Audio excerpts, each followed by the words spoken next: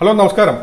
നമ്മളിന്ന് നോക്കാൻ പോകുന്നത് എന്താണ് ഇ ടി എഫ് എന്നും എന്തുകൊണ്ട് ഇ ടി എഫ് ഒരു സേഫ് ആയിട്ടുള്ള ഇൻവെസ്റ്റ്മെന്റ് ആയി എടുക്കാമെന്നും ഏതൊക്കെ തരത്തിലുള്ള ഇ ടി എഫ് ആണ് നമുക്ക് ഉള്ളതെന്നും ഇൻവെസ്റ്റ് ചെയ്യാൻ വേണ്ടിയിട്ട് ഇന്ത്യയിൽ, അതോടൊപ്പം തന്നെ ആർക്കൊക്കെ ഈ ഇ ടി എഫ് ഉപയോഗിച്ച് ഇൻവെസ്റ്റ് ചെയ്യാമെന്നും ഉള്ള കുറച്ച് കാര്യങ്ങളാണ് നമ്മളിന്ന് നോക്കാൻ പോകുന്നത്. അപ്പോൾ ആദ്യമായിട്ട് നമുക്ക് ആർക്കൊക്കെ ഇ ടി എഫ് ഒരു ഇൻവെസ്റ്റ്മെന്റ് ഓപ്ഷനായി എടുക്കാമെന്ന് നോക്കാം. ഇ ടി എഫ് എന്ന് പറയുന്നത് എക്സ്ചേഞ്ച് ട്രേഡഡ് ഫണ്ട് എന്നാണ് മുഴുവനായി അതിന്റെ പേര്. അതായത് നമ്മൾ ഒരു ഇൻഡെക്സിന്റെയോ, നമ്മൾ ഇന്ത്യയിലുള്ള ഒരു ഇൻഡെക്സ് പറഞ്ഞാൽ നിഫ്റ്റി 50 എന്ന ഇൻഡെക്സിന്റെ ഒരു ചെറിയ ഒരു ഭാഗം എന്ന് പറയാം ഇ ടി എഫ്. അതായത് നിഫ്റ്റി ബീസ് എന്ന് പറയുന്ന ഇ ടി എഫ് നിഫ്റ്റി 50യുടെ ഒരു ചെറിയ നമുക്ക് സ്റ്റോക്ക് പോലെ ഇൻവെസ്റ്റ് ചെയ്യാൻ പറ്റുന്ന ഒരു ഭാഗമാണ്. അതുപോലെ നമുക്ക് ഗോൾഡ് ബീസ് അവൈലബിൾ ആണ്, ഗോൾഡിൽ ഇൻവെസ്റ്റ് ചെയ്യാൻ പറ്റുന്ന ടൈപ്പ്. അതുപോലെ തന്നെ I T BeES, I T സെക്ടറിൽ നമുക്ക് ഇൻവെസ്റ്റ് ചെയ്യണമെന്നുണ്ടെങ്കിൽ ഐ ടി ബീസ് നമുക്ക് അവൈലബിൾ ആണ്, അതൊരു ഇ ടി എഫ് ആണ്. ഇത് ആർക്കൊക്കെ നമുക്ക് സെക്യൂർ ആയിട്ടുള്ള ഒരു ഇൻവെസ്റ്റ്മെന്റ് ഓപ്ഷനായി കൊടുക്കാം എന്ന് നോക്കുമ്പോൾ സ്റ്റോക്ക് മാർക്കറ്റിൽ അതായത് സ്റ്റോക്ക് മാർക്കറ്റിൽ പുതിയതായി വരുന്ന ഒരാൾക്ക് എവിടെ എങ്ങനെ ഇൻവെസ്റ്റ് ചെയ്യണമെന്ന് അറിയാൻ പാടില്ലാത്തൊരു സ്ഥിതി വരുമ്പോൾ അവർക്ക് ബ്ലൈൻഡ്ലി ചൂസ് ചെയ്യാൻ പറ്റുന്ന ഒരു ഓപ്ഷനാണ് ഇ ടി എഫ്. അതുപോലെ തന്നെ ഇപ്പൊ ഒരു ലോങ് ടേം ഒരു ഗോളിനായി, അതായത് റിട്ടയർമെന്റ് പ്ലാനിനായോ അല്ലെങ്കിൽ പിള്ളേരുടെ എഡ്യൂക്കേഷന് വേണ്ടിയിട്ടോ അല്ലെങ്കിൽ അതേപോലെയുള്ള ഏതെങ്കിലും ഒരു ലോങ് ടേം ഒരു പ്ലാനിന് വേണ്ടി അത് അച്ചീവ് ചെയ്യാൻ വേണ്ടിയിട്ട് വലിയൊരു എമൗണ്ട് ഇൻവെസ്റ്റ് ചെയ്യണം, അതായത് വളരെ റിസ്ക് കുറഞ്ഞ് എന്നാൽ റിട്ടേൺ കിട്ടുന്ന ഒരു പ്ലാനിൽ ഇൻവെസ്റ്റ് ചെയ്യണമെന്നുണ്ടെങ്കിൽ ഇ ടി എഫ് ഏറ്റവും മികച്ചതാണ്. ഇനി നമുക്ക് എന്തെല്ലാം കാരണങ്ങളാണ് ഇ ടി എഫ് മികച്ചത് എന്ന് പറയാം എന്ന് നോക്കാം. ഇ ടി എഫിന്റെ ഏറ്റവും പ്രധാനമായ ഒരു ഗുണം, അതായത് അത് നമ്മൾ ഈ ഇ ടി എഫിൽ ഇൻവെസ്റ്റ് ചെയ്യാൻ പോകുന്ന ഒരു ഫണ്ട് അത് പോകുന്നത് മൾട്ടിപ്പിൾ സ്റ്റോക്കുകളിലേക്കാണ്. നമ്മൾ ഏറ്റവും ബെസ്റ്റ് എക്സാമ്പിൾ നിഫ്റ്റി 50യുടെ, അതായത് നിഫ്റ്റി ബീസ് എന്ന് പറയുന്ന ഇ ടി എഫ് ഒരു എക്സാമ്പിൾ എടുത്താൽ, ഒരു നിഫ്റ്റി ബീസ് വാങ്ങിക്കുമ്പോൾ നമ്മൾ ഇൻവെസ്റ്റ് ചെയ്യുന്ന ഏകദേശം പോകുന്നത് 50 ഇന്ത്യയിലെ ടോപ്പ് കമ്പനികളിലേക്കാണ്. അതായത് നിങ്ങൾ ബ്ലൈൻഡ്ലി ഇൻവെസ്റ്റ് ചെയ്യുന്നത് 50 കമ്പനിയിലേക്കാണ്. അപ്പോൾ നമ്മൾ ഇൻവെസ്റ്റ് ചെയ്യുന്ന പൈസ പോവാൻ സാധ്യതയുള്ളത് ഈ 50 കമ്പനികളും പരാജയപ്പെടുമ്പോഴാണ്. അതുപോലെ തന്നെ നമ്മുടെ ഈ 50 കമ്പനികളിൽ ഏതെങ്കിലും അണ്ടർ പെർഫോം ചെയ്യുകയാണെങ്കിൽ അത് ഓൾറെഡി റിമൂവ് ചെയ്ത് പെർഫോം ചെയ്യുന്ന കമ്പനികളെ ആഡ് ചെയ്യുന്ന ഒരു കാര്യവും ഇതിന്റെ ബാക്കെൻഡിൽ നടന്നുകൊണ്ടിരിക്കുന്നു. അത് ചെയ്യുന്നത് NSE ആണ്. അപ്പോൾ നമുക്ക് ഒരു കാര്യം മനസ്സിലാക്കുന്നത്, എപ്പോഴും നമ്മുടെ പൈസ ഒരു സേഫ് ആയിട്ടുള്ള കമ്പനികളിൽ മാത്രമായിരിക്കും ഇൻവെസ്റ്റ് ചെയ്യുന്നത്. മറ്റൊരു കാര്യം നോക്കിയാൽ, നമ്മൾ കഴിഞ്ഞ ഒരു 10-28 വർഷങ്ങളുടെ ഒരു റിട്ടേൺസ് നോക്കിയാൽ, നിഫ്റ്റി 50യുടെ റിട്ടേൺസ് നോക്കിയാൽ ഏകദേശം 12% നമുക്ക് വളർച്ച കിട്ടിയിട്ടുണ്ട്. അപ്പോൾ അതേപോലുള്ള ഒരു ഗ്രോത്ത് ആയിരിക്കും നമ്മൾ നിഫ്റ്റി ബീസിൽ അല്ലെങ്കിൽ അതുപോലുള്ള ഏതെങ്കിലും മറ്റ് ഇൻഡെക്സുകളുടെ ഇ ടി എഫിൽ ഇൻവെസ്റ്റ് ചെയ്യുമ്പോൾ കിട്ടുന്ന ഒരു ഗ്രോത്ത്. അതിന്റെ ഇൻഡെക്സിന്റെ ആധാരമായിരിക്കും അതിന്റെ ഗ്രോത്ത്. നേരത്തെ പറഞ്ഞ പോലെ നമ്മുടെ ഇതിന്റെ റിസ്ക് നമുക്ക് കുറയുന്നത് NSE തന്നെ, ഈ പറയുന്ന 50 കമ്പനികളുടെ NSE തന്നെ ഇതിന്റെ ഗ്രോത്ത് ഇവാലുവേറ്റ് ചെയ്ത് സമയാസമയങ്ങളിൽ റിമൂവ് ചെയ്യുകയും പുതിയ കമ്പനികൾ ആഡ് ചെയ്യുകയും ചെയ്യുന്നു. ഇത്തരത്തിൽ ചെയ്യുന്നത് വഴി ഈ നിഫ്റ്റി 50യുടെ ഗ്രോത്ത് വളരെ ബാലൻസ്ഡ് ആയി പോയിക്കൊണ്ടേയിരിക്കുന്നു. രണ്ടാമത്തെ കാര്യം, ഇതിൽ എക്സ്പെൻസ് വളരെ കുറവാണ്. എന്തുകൊണ്ടെന്നാൽ നമ്മൾ ഒരു മ്യൂച്വൽ ഫണ്ടിൽ ഇൻവെസ്റ്റ് ചെയ്യുമ്പോൾ നമുക്കൊരു ഫണ്ട് മാനേജർ ഉണ്ടാവും. ആ ഫണ്ട് മാനേജർ ആയിരിക്കും ഈ സ്റ്റോക്കുകൾ ഏതൊക്കെ വാങ്ങണമെന്നും വിൽക്കുന്നതെന്നും തീരുമാനിക്കുന്നതും അവരുടെ ഒരു സ്ട്രാറ്റജി ബേസും ആയിരിക്കും. അങ്ങനെ വരുമ്പോൾ നമ്മൾ എക്സ്പെൻസ് റേഷ്യോ എന്ന് പറയുന്ന ഒരു ചാർജ് എല്ലാ വർഷവും ഈ പറയുന്ന മ്യൂച്വൽ ഫണ്ട് ഇൻവെസ്റ്റ് ചെയ്യുമ്പോൾ കൊടുക്കേണ്ടി വരുന്നു. പക്ഷെ നമ്മൾ ഒരു ഇ ടി എഫിൽ, ഏതെങ്കിലും ഒരു ഇ ടി എഫിൽ നമ്മൾ ഇൻവെസ്റ്റ് ചെയ്യുകയാണെങ്കിൽ അങ്ങനെ ഒരു കാര്യം അവിടെ വരുന്നില്ല. എന്തുകൊണ്ടെന്നാൽ നമ്മുടെ ഇ ടി എഫിന്റെ ഗ്രോത്ത് ഡയറക്ട്ലി റിലേറ്റഡ് ആണ് നമ്മുടെ ഇൻഡെക്സുമായിട്ട്. അതുകൊണ്ട് തന്നെ ഇൻഡെക്സിലെ വരുന്ന മാറ്റങ്ങൾ അത് ഒരു ഫണ്ട് മാനേജർ എടുക്കുന്ന തീരുമാനങ്ങളല്ല. NSE ഒരു ഫണ്ട് ബാലൻസ് ചെയ്യുന്നതിനായി എടുക്കുന്ന തീരുമാനങ്ങൾ വഴി ഇതിലെ കമ്പനികൾ ഇതിൽ നിന്ന് മാറ്റുകയും പുതിയത് ആഡ് ചെയ്യുന്നതും വഴി ഇത് ഒരു പാസീവ് മെത്തേഡിലുള്ള ഇൻവെസ്റ്റ്മെന്റ് രീതിയാണെന്ന് പറയാം. പക്ഷേ മ്യൂച്വൽ ഫണ്ട് ഇൻവെസ്റ്റ്മെന്റ് ഭൂരിഭാഗവും ആക്റ്റീവ്ലി മാനേജ് ഫണ്ടുകളായിരിക്കും. അടുത്തൊരു കാര്യം ലിക്വിഡിറ്റിയാണ്. ഇതിന്റെ ലിക്വിഡിറ്റിയും ഒരു ട്രാൻസ്പെറൻസിയും ഈ ഫണ്ടുകളിലുള്ള, നമുക്ക് ലിക്വിഡിറ്റി പരിശോധിച്ചാൽ ഇത് ഏത് സമയം, ഇപ്പൊ നമുക്ക് ഒരു സ്റ്റോക്ക് വാങ്ങി വിൽക്കുന്നത് പോലെ ഏത് ഇ ടി എഫുകളും നമുക്ക് ഇന്ന് വാങ്ങി ഇന്ന് തന്നെ വിൽക്കുമോ, അല്ലെങ്കിൽ ഇന്ന് വാങ്ങി അടുത്ത ഒരാഴ്ച കഴിഞ്ഞോ അല്ലെങ്കിൽ ഒരു വർഷം കഴിഞ്ഞോ അല്ലെങ്കിൽ 10 വർഷം കഴിഞ്ഞോ നമുക്ക് ഈസി ആയിട്ട് വിൽക്കാവുന്നതാണ്. മാർക്കറ്റ് തുറന്നാൽ ഉടനെ തന്നെ നമുക്ക് ആ ഇ ടി എഫ് നമുക്ക് വിറ്റ് നമുക്ക് ആ ക്യാഷ് നമുക്ക് വിഡ്രോ ചെയ്യാവുന്നതാണ്. പക്ഷേ മ്യൂച്വൽ ഫണ്ടുകളിൽ ഇത്തരത്തിൽ വിൽക്കുന്നതും വാങ്ങുന്നതും കുറച്ച് റെസ്ട്രിക്ഷൻ ഉണ്ട്. നമ്മളൊരു ഷോർട്ട് ടേം ആയിട്ടാണ് മ്യൂച്വൽ ഫണ്ട് നമ്മൾ ഇൻവെസ്റ്റ് ചെയ്യാൻ പ്ലാൻ എങ്കിൽ ഇതിൽ വരുന്നൊരു കുഴപ്പമെന്ന് വെച്ചാൽ 6 മാസത്തിനുള്ളിൽ നമ്മൾ ഈ മ്യൂച്വൽ ഫണ്ട് എക്സിറ്റ് ചെയ്യുകയാണെങ്കിൽ ഒരു എക്സിറ്റ് ലോഡ് ചാർജസ് ആയിട്ട് വരുന്നതാണ്. പക്ഷേ ആ തരത്തിലുള്ള ചാർജുകളൊന്നും ഒരു ETF-ൽ നമ്മൾ ഇൻവെസ്റ്റ് ചെയ്യുമ്പോൾ വരുന്നില്ല. കൂടാതെ ഒരു ട്രാൻസ്പെറൻസി, നമ്മൾ ETF-ൽ നമ്മൾ ഇൻവെസ്റ്റ് ചെയ്യുമ്പോൾ ഒരു ട്രാൻസ്പെറൻസി എന്തെന്നാൽ നമ്മൾ ഇപ്പോൾ വാങ്ങിക്കുന്ന പ്രൈസ് 250 റുപ്പീസ് ആണെങ്കിൽ ഒരു ETF-ന്റെ ആ ദിവസം തന്നെ വരുന്ന ഒരു പ്രൈസ് മൂവ്മെന്റ് അപ്പോൾ തന്നെ നമുക്ക് നമ്മുടെ ബ്രോക്കർ ആപ്ലിക്കേഷനിൽ കാണാവുന്നതാണ്. എത്രയാണ് ഇന്ന് പ്രൈസ് മൂവ് ചെയ്തതെന്നും എത്ര മുകളിലേക്കോ അല്ലെങ്കിൽ താഴേക്കോ വന്നത് നമുക്ക് അപ്പോൾ തന്നെ കാണാം. പക്ഷേ മ്യൂച്വൽ ഫണ്ടുകളിൽ വരുന്ന NAV ആയിട്ടാണ് നമുക്ക് ഇത് വരുന്നത്, പ്രൈസ് ആയിട്ടല്ല. അതുകൊണ്ട് തന്നെ നമുക്ക് ഇതിന്റെ NAV കാൽക്കുലേറ്റ് ചെയ്യുന്നത് എല്ലാ ദിവസവും രാത്രി 11 മണിക്കായിരിക്കും. നമുക്ക് അതുകൊണ്ട് ഒരു ആക്റ്റീവ് ആയിട്ട് നമുക്ക് എത്ര നമ്മുടെ ഇൻവെസ്റ്റ് ചെയ്ത എമൗണ്ട് വളർന്നെന്നോ കുറഞ്ഞതോ നമുക്ക് പെട്ടെന്ന് അറിയാൻ സാധിക്കില്ല. നമുക്ക് നാലാമത്തെ കാര്യം വരുന്നത്, നമുക്ക് ഇതിലൊരു ഫണ്ട് മാനേജർ വഴി വരാവുന്ന ഒരു റിസ്ക് വരുന്നില്ല.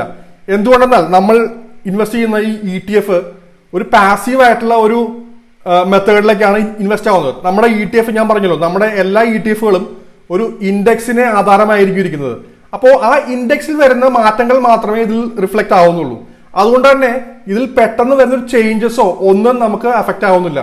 പക്ഷേ ഒരു മ്യൂച്വൽ ഫണ്ടിൽ വരുന്ന ഒരു ചേഞ്ചസ്, ഒരു ഹ്യൂമൻ വരുന്ന ഒരു മിസ്റ്റേക്കുകളോ എന്തെങ്കിലും നമുക്ക് ആ ഫണ്ടിൽ അതേപോലെ റിഫ്ലക്ട് ആവുന്നതാണ്. പിന്നെ മറ്റൊരു കാര്യം നമുക്ക് ഇതിൽ പറയാൻ പറ്റുന്നത്, ഒരു പ്രെഡിക്റ്റബിൾ ആയിട്ടുള്ള പെർഫോമൻസ് നമുക്ക് എന്തായാലും നമുക്ക് ETF-ൽ പറയാൻ പറ്റും. എന്തുകൊണ്ടാണെന്ന് വെച്ചാൽ നമ്മുടെ ഇൻവെസ്റ്റ് ചെയ്യുന്ന ETF എപ്പോഴും ഒരു ഇൻഡെക്സ്, ഒരു നിഫ്റ്റി 50 അല്ലെങ്കിൽ ഒരു നിഫ്റ്റി ITO പോലുള്ള ഇൻഡെക്സിനെ ആധാരമായിരിക്കും. അപ്പോൾ എപ്പോഴും എങ്ങനെ നമ്മുടെ ഇൻഡെക്സിന് ഗ്രോത്ത് വരുന്നു അതേപോലെ തന്നെ നമ്മുടെ ETF-നും ഗ്രോത്ത് വരുന്നതാണ്.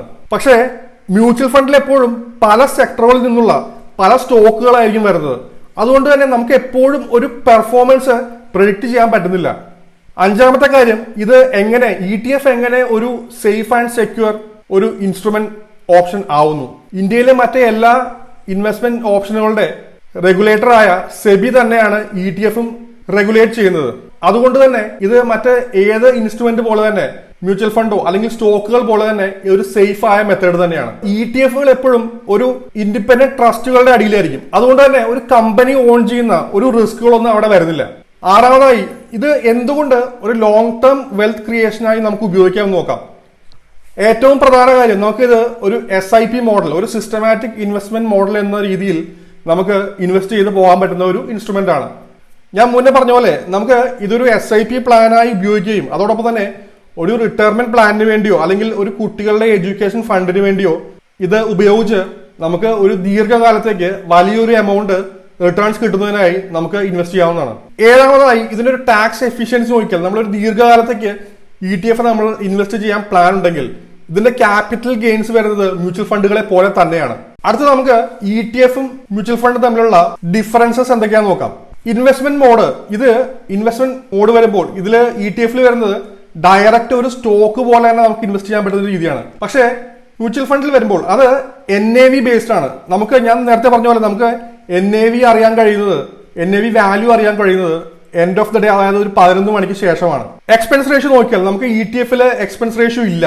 പക്ഷേ മ്യൂച്വൽ ഫണ്ടിൽ വരുമ്പോൾ എക്സ്പെൻസ് റേഷ്യോ നമുക്ക് ഫണ്ടുകൾ ഒരു ആക്റ്റീവ് ഫണ്ട് ആണെങ്കിൽ അവിടെ എക്സ്പെൻസ് റേഷ്യോ വരുന്നു. നമുക്ക് ലിക്വിഡിറ്റി നോക്കിയാൽ നമുക്ക് ലിക്വിഡിറ്റി ETF-ൽ വളരെ ഹൈ ആണ്.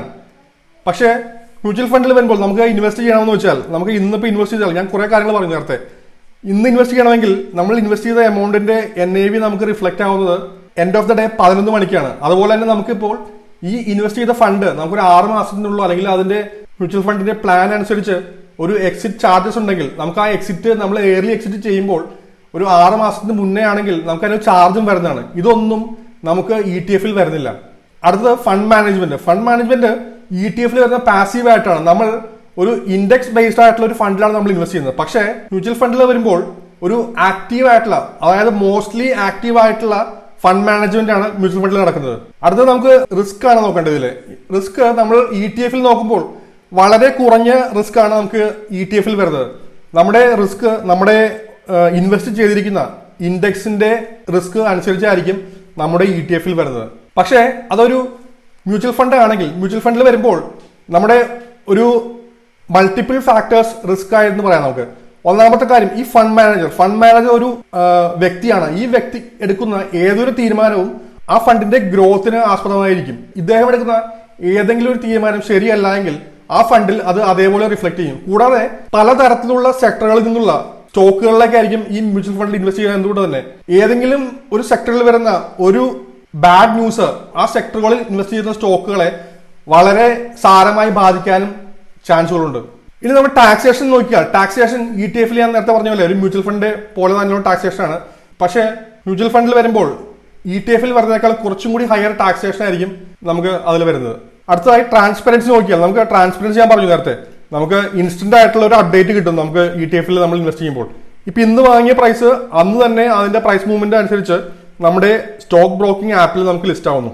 പക്ഷേ മ്യൂച്വൽ ഫണ്ടിൽ ഞാൻ പറഞ്ഞല്ലോ, അതിൽ മ്യൂച്വൽ ഫണ്ടിൽ വരുന്ന അപ്ഡേറ്റ്സ് വരുന്നത് രാത്രി 11 മണിക്ക് ശേഷം മാത്രമാണ്. അതും NAV ആയിട്ടായിരിക്കും നമുക്ക് അതിന്റെ അപ്ഡേറ്റ്സ് വരുന്നത്, പ്രൈസ് ആയിട്ടല്ല. അപ്പൊ നമ്മൾ ഇത്രയും സമയം നമ്മൾ ഡിസ്കസ് ചെയ്ത ETF കുറിച്ചുള്ള കാര്യങ്ങൾ നിങ്ങൾക്ക് മനസ്സിലായെന്ന് പ്രതീക്ഷിക്കുന്നു. അടുത്തതായി നമ്മൾ പറയാൻ പോകുന്നത് നമ്മുടെ ബ്രേക്ക് പോയിന്റ് ആപ്ലിക്കേഷനിൽ നമ്മളൊരു പുതിയൊരു ഫീച്ചർ നമ്മൾ ഇൻട്രൊഡ്യൂസ് ചെയ്തിരുന്നു. അത് ETF ട്രെൻഡ് റൈഡർ എന്നാണ്. എന്താണ് ഈ ഫീച്ചർ എന്നും ഇത് എങ്ങനെ നിങ്ങൾക്ക് ഉപയോഗിക്കാമെന്നൊക്കെയാണ് നമ്മൾ അടുത്ത് നോക്കാൻ പോകുന്നത്. ETF ട്രെൻഡ് റൈഡർ എന്ന് പറയുന്നത് നമ്മളൊരു കുറച്ച് പല സെക്ടറുകളിലുള്ള പലതരത്തിലുള്ള ETFകളിൽ കോൺസെൻട്രേറ്റ് ചെയ്ത് നമുക്കത് എപ്പോൾ വാങ്ങാമെന്നും വിൽക്കാമെന്നും ഉള്ള ഒരു ഇൻഫർമേഷൻ കിട്ടുന്ന ഒരു സ്കാനറാണ് നമ്മൾ ബ്രേക്ക് പോയിന്റിൽ ഇപ്പോൾ വന്നിരിക്കുന്നത്. ഇത് ഈ കാണുന്നത് ETF ട്രെൻഡ് റൈഡറിന്റെ ഒരു പെർഫോമൻസ് കഴിഞ്ഞ 23/5/2024 മുതൽ 19/3/2025 വരെയുള്ള കുറച്ച് ട്രേഡുകളെ ആസ്പദമാക്കിയാണ്. അതായത് 28 ട്രേഡുകളാണ് നമുക്ക് ആ കാലയളവിൽ വന്നിട്ടുള്ളത്. നമുക്ക് ഇവിടെ വരുന്നത് ഒരു 7 തരത്തിലുള്ള ETFകളാണ്. ഈ ETFകൾ ഈ കാലയളവിൽ എത്ര ട്രേഡ് വന്നെന്നും ടോട്ടൽ എത്ര പ്രോഫിറ്റ് വന്നെന്നും എത്ര ലോസ് വന്നും എന്നൊക്കെയാണ് നമ്മൾ നോക്കുന്നത്. അപ്പൊ നമുക്ക് ഈ ഡീറ്റെയിൽസ് നോക്കിയാൽ അറിയാം, ടോട്ടൽ നമുക്ക് 28 ട്രേഡ്സ് ആണ് ഇതിൽ വന്നിട്ടുള്ളത്. അപ്പൊ ഓരോ ETF നോക്കുമ്പോഴും അത് ഈ 8 ട്രേഡ്സ് എടുത്തപ്പോഴും അല്ലെങ്കിൽ ആ പറഞ്ഞ ട്രേഡ്സ് എടുത്തപ്പോഴും എത്ര പ്രോഫിറ്റ് നമുക്ക് വന്നു എന്ന് ഇവിടെ വരുന്നുണ്ട്. അതുപോലെ തന്നെ ഈ കാണിക്കുന്ന ഈ ഡേറ്റ കഴിഞ്ഞ 7-ാം തീയതി വരെയുള്ള ഒരു ഡേറ്റയാണ്. അതായത് ഇതുവരെ എത്ര ETFകൾ ആക്റ്റീവ് ആണെന്നും അത് എത്ര ഡേയ്സ് ആയിട്ട് ഓപ്പൺ ആയിരിക്കുന്നെന്നും ഇതുവരെ എത്ര റിട്ടേൺസ് തന്നുവെന്നും എന്നുള്ള ഡീറ്റെയിൽസ് ആണ് വന്നിരിക്കുന്നത് ഇവിടെ. നമുക്ക് ഈ ഫീച്ചർ, ഈ സ്കാനർ നമുക്ക് ബ്രേക്ക് പോയിന്റ് നിങ്ങൾ ഉപയോഗിക്കുകയാണെങ്കിൽ അതിൽ വളരെ ഈസി ആയിട്ട് കാണാവുന്നതാണ്. ഞാൻ എങ്ങനെയാണ് ബ്രേക്ക് പോയിന്റ് ഓപ്പൺ ചെയ്യേണ്ടതെന്നും എങ്ങനെ നിങ്ങൾക്ക് സൈനപ്പ് ചെയ്യാനുള്ള ഡീറ്റെയിൽസ് കാണിച്ചു തരാം. നമ്മുടെ ബ്രേക്ക് പോയിന്റ് എന്ന് പറയുന്ന നമ്മുടെ സ്കാനർ നിങ്ങൾക്ക് brkpoint.in എന്ന് പറയുന്ന ഒരു വെബ്സൈറ്റിൽ പോയി കഴിഞ്ഞാൽ അതിന്റെ മെയിൻ സ്ക്രീൻ ഇവിടെ ഓപ്പൺ ആവുന്നതാണ്. ഇവിടെ വന്നു കഴിഞ്ഞാൽ ലോഗിൻ എന്ന് പറയുന്ന ഒരു ബട്ടണിൽ ക്ലിക്ക് ചെയ്ത് കഴിഞ്ഞാൽ നമുക്ക് ഇങ്ങനെ ഒരു വിൻഡോ വരും. ഇതിൽ സൈനപ്പ് എന്ന് പറയുന്ന ഓപ്ഷൻ ക്ലിക്ക് ചെയ്താൽ നമുക്കൊരു പുതിയ അക്കൗണ്ട് ഓപ്പൺ ചെയ്യാൻ ഇവിടെ സാധിക്കും. നിങ്ങളുടെ എല്ലാ ഇൻഫർമേഷനും ഇവിടെ ആഡ് ചെയ്ത് കൊടുത്ത് സൈനപ്പ് ബട്ടണിൽ ക്ലിക്ക് ചെയ്ത് കഴിഞ്ഞാൽ നമ്മുടെ അക്കൗണ്ട് ഇവിടെ ഓപ്പൺ ചെയ്യാം. ഈ ലോഗിൻ പേജിൽ വന്നാൽ നിങ്ങൾ സൈനപ്പ് ചെയ്തപ്പോൾ ഉപയോഗിച്ച ആ ഇമെയിൽ ID ഇവിടെ ആഡ് ചെയ്യുക. ആ OTP ഇവിടെ എൻ്റർ ചെയ്ത് കഴിഞ്ഞാൽ നമുക്ക് ബ്രേക്ക് പോയിന്റിന്റെ ഡാഷ്ബോർഡ് കിട്ടുന്നതാണ്. നിങ്ങളൊരു ആക്റ്റീവ് മെമ്പർ അല്ല എങ്കിൽ നിങ്ങൾക്ക് ഇവിടെ വരുന്നത് ട്രയൽ മോഡിലായിരിക്കും. ആ ട്രയൽ മോഡിൽ വന്നു കഴിഞ്ഞാൽ നമുക്ക് ആദ്യമേ തന്നെ ഇതൊരു മെമ്പർഷിപ്പ് എടുക്കേണ്ടതാണ്. മെമ്പർഷിപ്പ് ഒന്നുമില്ലെങ്കിൽ തന്നെ നമുക്ക് ഇവിടെ ആക്സസ് ചെയ്യാൻ പറ്റുന്ന ഒരു ഫീച്ചർ ഉണ്ട്, ETF എന്ന് പറയുന്ന ഫീച്ചർ. ഇവിടെ വന്നു കഴിഞ്ഞാൽ നിങ്ങൾക്ക് നമ്മുടെ ഒരു പ്രീവിയസ് സ്ട്രാറ്റജി, നമ്മൾ ഇതിനു മുമ്പ് പറഞ്ഞൊരു സ്ട്രാറ്റജി, ആ നോലോ സ്ട്രാറ്റജി നമുക്ക് അതിന്റെ ഡീറ്റെയിൽസ് ഇവിടെ കാണാവുന്നതാണ്. ഇതിന്റെ ഒരു സ്ട്രാറ്റജി ട്യൂട്ടോറിയൽ എല്ലാം ഇവിടെ നമുക്കുണ്ട്. ആവശ്യമുള്ളവർക്ക് ഇത് ഫ്രീ ആയിട്ട് ഉപയോഗിക്കാം. അതുപോലെ തന്നെ നിങ്ങളൊരു പെയ്ഡ് ആയിട്ടുള്ള സബ്സ്ക്രിപ്ഷൻ ഉള്ള ആളാണെങ്കിൽ നമ്മുടെ ETF ട്രെൻഡ് റൈഡറിൽ വന്നു കഴിഞ്ഞാൽ ഓരോ ഈ ETFകളുടെ കറന്റ് സ്റ്റാറ്റസും എന്താണ് അതിന്റെ ലാസ്റ്റ് സിഗ്നൽ എന്നുള്ള ഡീറ്റെയിൽസ് എല്ലാം കാണാം. പിന്നെ ഇത് എങ്ങനെ നമുക്ക് ഉപയോഗിക്കാം, എന്താണ് ഒരു സ്ട്രാറ്റജി നമ്മൾ അപ്ലൈ ചെയ്യേണ്ടത്, ഇതെല്ലാ ഡീറ്റെയിൽസും നമുക്ക് ഇവിടെ വരുന്നുണ്ട്. അത് ഇംഗ്ലീഷിലും മലയാളത്തിലും ഇപ്പോൾ വരുന്നുണ്ട്. നിങ്ങളൊരു പെയ്ഡ് മെമ്പർ ആണെങ്കിൽ തന്നെ നിങ്ങൾക്ക് ഇതിലുള്ള എല്ലാ ഫീച്ചേഴ്സും ഉപയോഗിക്കാവുന്നതാണ്. നമുക്കിതിലുള്ളത് ഇൻട്രാഡേ സ്കാനറുണ്ട്, അതുകൊണ്ട് തന്നെ സ്വിംഗ് സ്കാനറും ഒരു പൊസിഷണൽ സ്കാനറുണ്ട്, ഒരു ലോങ് ടൈം ഇൻവെസ്റ്റിംഗിന് വേണ്ടിയിട്ടുള്ള. പിന്നെ നമുക്ക് ഇൻസൈഡർ ട്രേഡിംഗ് അനാലിറ്റിക്സിൽ നമുക്ക് ഒരു കമ്പനിയുടെ പ്രൊമോട്ടർ അല്ലെങ്കിൽ ഇൻസൈഡറായ CEO ഇതിലുള്ള ആളുകൾ ഈ കമ്പനിയിൽ ഇപ്പോൾ ഇൻവെസ്റ്റ് ചെയ്യുന്നുണ്ടോ അല്ലെങ്കിൽ ഷെയർസ് വിൽക്കുന്നുണ്ടോ, എന്താണ് അവരുടെ ഒരു സെന്റിമെന്റ്സ് ഈ കമ്പനിയിൽ ഉള്ളതെന്ന് മനസ്സിലാക്കാം. നമുക്ക് അവര് ഇപ്പോഴും സ്റ്റോക്സ് വാങ്ങിക്കുകയാണെങ്കിൽ എന്തോ ഒരു ഇൻസൈഡർ ഇൻഫർമേഷൻ അവർക്ക് കിട്ടി, അതിന്റെ ബേസിലായിരിക്കാം അവരത് വാങ്ങുന്നത്. കാരണം ഈ സ്റ്റോക്ക് ഇനി വരുന്ന കാലയളവിൽ ചിലപ്പോൾ ഇതിന്റെ ഇനി വരാൻ പോകുന്ന ന്യൂസിലോ അല്ലെങ്കിൽ പുതിയൊരു ഓർഡറിലോ ചിലപ്പോൾ ഇതിന്റെ പ്രൈസ് കൂടിയേക്കാം എന്ന് മുന്നിൽ കണ്ടു തന്നെ അവര് ഇത് വാങ്ങി വെക്കുന്നതായിരിക്കാം.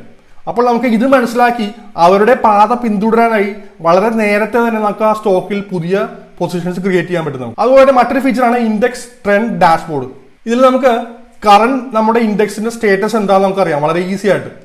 ഇത് ഒരു സ്വിംഗ് ട്രേഡ് ചെയ്യുന്ന ആളുകളാണെങ്കിൽ ഇവർക്ക് വളരെ ഉപയോഗപ്രദമായിരിക്കും. ഇപ്പോൾ മാർക്കറ്റ് ഒരു ഡൗൺ ട്രെൻഡിലേക്കാണ് വരുന്നതെങ്കിൽ നമുക്ക് ഈ 3 രീതിയിലുള്ള ഒരു 15 മിനിറ്റ്സ് അല്ലെങ്കിൽ 1 അവർ അല്ലെങ്കിൽ ഡെയിലി ട്രെൻഡ് ബേസ് ചെയ്ത് നമുക്ക് ഇതിന്റെ മാർക്കറ്റ് ഏത് ദിശയിലേക്കാണ് ഇപ്പൊ ഇനി വരാൻ പോകുന്നതെന്ന് അറിഞ്ഞ് നേരത്തെ തന്നെ നമുക്ക് ഇതിൽ നിന്ന് എക്സിറ്റ് ചെയ്ത് മാറാം.